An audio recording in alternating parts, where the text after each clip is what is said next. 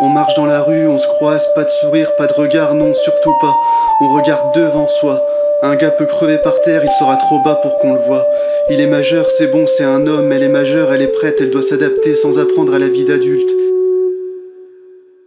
Et ça critique, ça se bouffe entre eux. Le collègue raconte au collègue ce qu'il a fait hier, pendant que le collègue se prépare à renchérir et à baver sur Claudine parce qu'elle était pas présente au pot de départ de Gilbert l'ancien. Gilbert qui a passé son métier à commander les autres avec mépris parce qu'on lui a dit qu'il était chef. Maurice qui est d'accord avec Gilbert mais aussi avec Claudine parce qu'il faut bien être bien vu.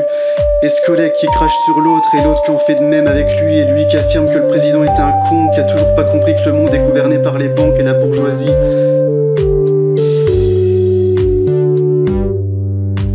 Hélas, je suis né dans la classe moyenne, pas la chance d'avoir des millions sur le compte avant même d'exister, et au fond ça me convient. Mais comment vais-je faire quand je verrai 100 personnes à la rue à la sortie de chez moi? On me rabâche que je ne peux rien y faire, que c'est de l'impuissance. Moi j'y vois de la lâcheté quand même.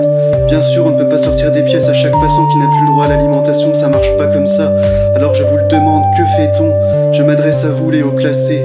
On peut faire du bénévolat, on peut donner de notre temps, mais ça ne suffira jamais car le problème se situe ailleurs.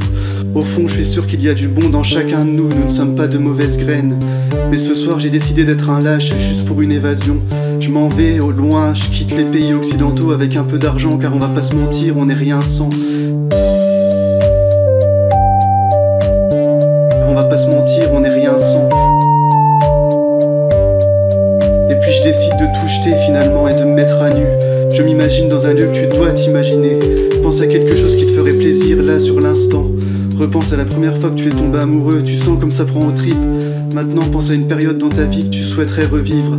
Moi je fonce dans l'enfance, quand il n'y avait à s'occuper que de l'imagination, quand il n'y avait pas à prendre de décision. Aux copains, à la récré, écrire la nuit rend nostalgique, et la journée nous sommes des êtres cruels et sans pitié. Qu'adviendra-t-il? Qu'adviendra-t-il?